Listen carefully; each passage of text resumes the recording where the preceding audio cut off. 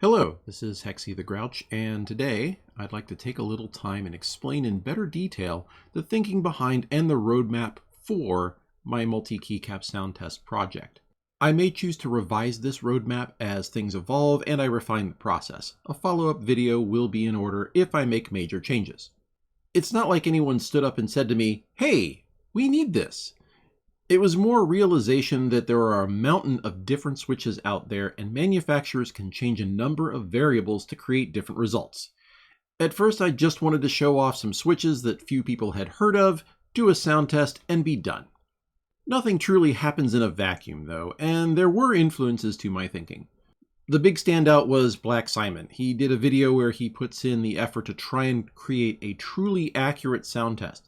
The thought and effort is commendable. I also quickly realized that I did not have the tools or resources to mimic such a setup. To borrow from another adage, I could not achieve perfection, but I could definitely achieve something that was good enough. From that process, there needed to be a single moving part across each test. The result? 5 tests, same board, same audio, same switches, different keycaps. I also wanted to make an effort to be consistent between each video for these elements. The thinking is, even if there is an inaccuracy, it will be very consistent across all instances. So now I've got a reasonably consistent data set, but I also wanted it to be accessible. While I don't think this is the most rigorous of scientific experiments, it needed one more thing in my opinion. It needed to be reproducible by others. That is where the Bakeneko 60 comes in. It's a decently priced entry-level board that is regularly in stock. There are a lot of them out there, and they are easy to set up exactly the way I have my board set up. In fact, Stupid Bullets Tech used the Bakeneko 60 as a test bed to showcase 3 different switches in a video. The board is easy to work with in terms of setting up and tearing down. Affordable pricing and good availability meant it met a number of requirements for me. Another element to make the test reproducible is to do my best to document. When there are so many variables, it makes sense to write down details like what my microphone is and how it's placed, the distance of the keyboard placement from the microphone, making sure that I turn audio filters off during the sound tests, and if there are exceptions or other noteworthy factors, write those down. Changing the keycaps not only provides more data about the same switch, it also illustrates how the different profiles and materials impact the sound. Not everyone uses GMK manufactured keycaps. Some people don't like cherry profile caps. However, you really don't see a lot of coverage out there. I did arbitrarily draw the line at using 5 different keycap sets.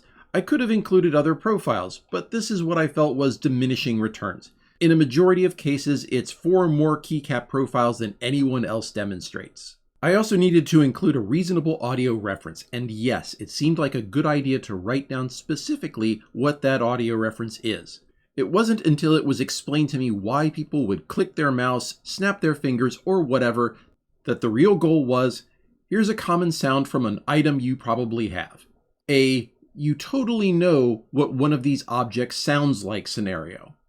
I selected a common pen that is available from a number of sources and office supply outlets. The other thing is that everything is self-referential by design. For example, let's say you wanted to know what SA profile caps did to a number of different switches. That gets captured indirectly. You could jump to the typing test for each switch with the SA set installed and observe the difference between switches. Another part of the test is I wanted to place focus on the alphanumeric keys over stabilized keys. While stabilized keys will have a different sound compared to a single 1U key, I did not want the test biased by having the evaluation of the stabilizer thrown into the mix. While I think I do an okay job tuning stabilizers, removing that bias as much as possible seemed like a good way to present a more objective look at how the switch sounds. Like I said at the beginning, I wanted to focus on switches that don't get a lot of hype or coverage. I will be mixing in some better known switches to help generate supporting data on the consistency of the test setup. I can perform due diligence on the basic specifications of each switch.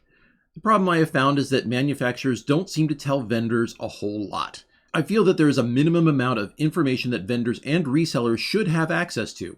This should in turn be provided to consumers. This may be a video unto itself. I will try to provide basic specifications about each switch because it helps to inform you on if you may or may not be interested in a product. While it's not the typical approach, I have grown to like using index cards for these videos. Call it an idiosyncrasy or just a little odd, I don't care. I do care about the readability of the cards, and will be working to improve that till I have something that is satisfactory. There are some things that are just not controllable. They exist and I have to accept them for reasons I will touch on next. YouTube, Twitch, and the like are companies much larger than I, and they may do what I will call technical fuckery with their algorithms and data compression. This could have an impact on the quality of the audio stored on their servers, and of course, you being able to find any of my content. Your audio setup. That's right, I can't control what you use to watch and listen to YouTube or Twitch with. Those things do impact what you hear as well.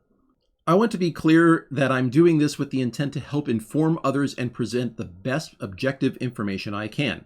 There is no plan to make a series of formal Switch reviews, and what opinions I have on each Switch, I save for the conclusion.